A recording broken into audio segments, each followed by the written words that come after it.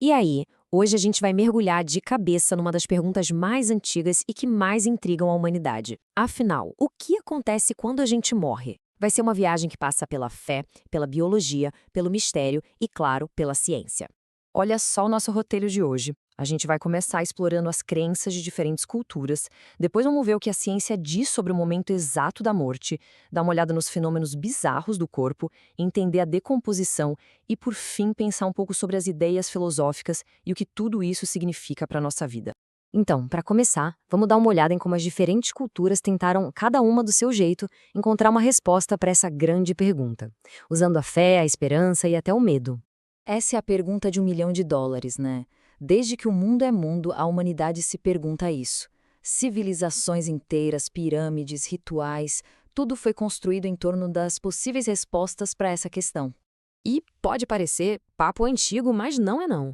Mesmo hoje em dia, a crença de que algo continua depois daqui é muito forte. Se a gente pegar pesquisas recentes, por exemplo, no Reino Unido e nos Estados Unidos, a grande maioria das pessoas acredita que sim, alguma parte de nós sobrevive, seja no céu ou no inferno. E a ideia por trás desses dois lugares é, no fundo, bem simples e direta, né? O céu como uma recompensa, um lugar de paz para quem foi bom, e o inferno como um castigo eterno para quem não andou na linha. É basicamente um sistema de mérito cósmico. Ok, agora vamos dar uma pausa nas crenças e virar a chave para a ciência. O que a biologia, a medicina, definem como sendo, de fato, o momento da morte? Bom, o primeiro estágio é o que chamam de morte clínica. É quando o coração para, a respiração cessa, não tem mais circulação. É um momento super crítico, mas, e esse é um grande mas, com a tecnologia de hoje, às vezes dá para reverter. É uma janela bem pequena. Agora, depois de uns 4 a 6 minutos nesse estado, a coisa muda de figura. Aí a gente chega na morte biológica. As células do cérebro começam a morrer por falta de oxigênio e o dano se torna irreversível. Do ponto de vista médico, aqui é o fim da linha, não tem mais volta. E é aqui que a história fica ainda mais interessante. Pessoas que foram e voltaram dessa morte clínica muitas vezes contam relatos bem parecidos. Coisas como ter consciência do que estava acontecendo na sala, ouvir os médicos, ou ver aquela famosa luz no fim do túnel. Beleza, agora vamos para a parte, digamos, mais visceral. O que acontece com a nossa casca, o nosso corpo, logo depois que tudo para? É uma despedida bem peculiar. Assim que o sistema desliga, acontece um relaxamento muscular total. E isso causa uma série de eventos automáticos. A bexiga pode se esvaziar. Gases que estavam presos são liberados, e olha que curioso, o ar que resta nos pulmões pode sair e criar sons, como gemidos ou suspiros. Imagina um susto para quem não sabe disso. E tem um fenômeno que é raro, mas mostra a força dos processos naturais do corpo. É o chamado nascimento em caixão. Basicamente, a pressão dos gases que se formam durante a decomposição pode ser tão grande a ponto de expelir um feto do corpo de uma mulher grávida. É algo impressionante e um tanto mórbido, né?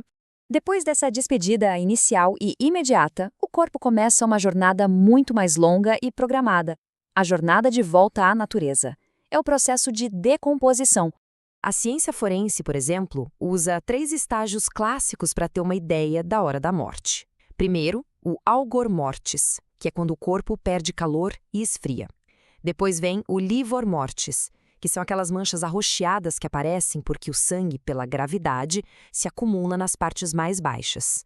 E por último, o mais famoso, o rigor mortis, o enrijecimento dos músculos. E a decomposição segue um roteiro bem previsível. Em poucas horas, as bactérias que já vivem dentro da gente começam a trabalhar. Em um mês, boa parte do corpo já virou líquido.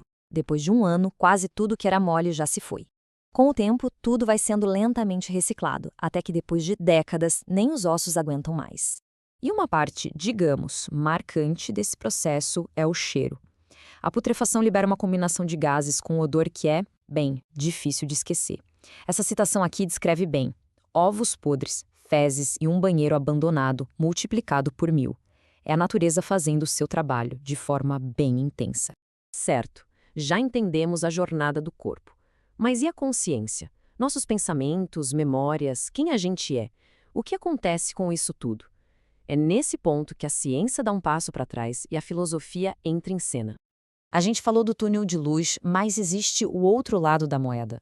Nem todo mundo que passa por uma experiência de quase morte relata algo transcendental.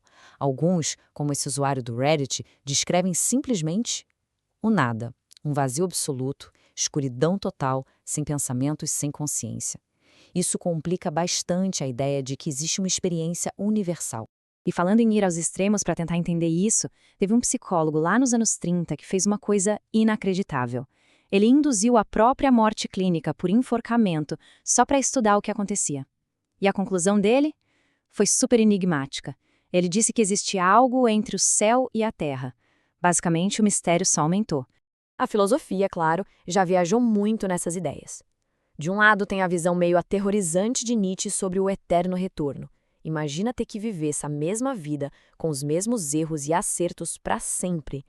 E do outro lado tem a ideia da reencarnação budista, que propõe um recomeço, um novo ciclo a cada vida, com a chance de aprender e evoluir. E com tudo isso em mente, a gente chega à nossa reflexão final, tentando amarrar todas essas pontas.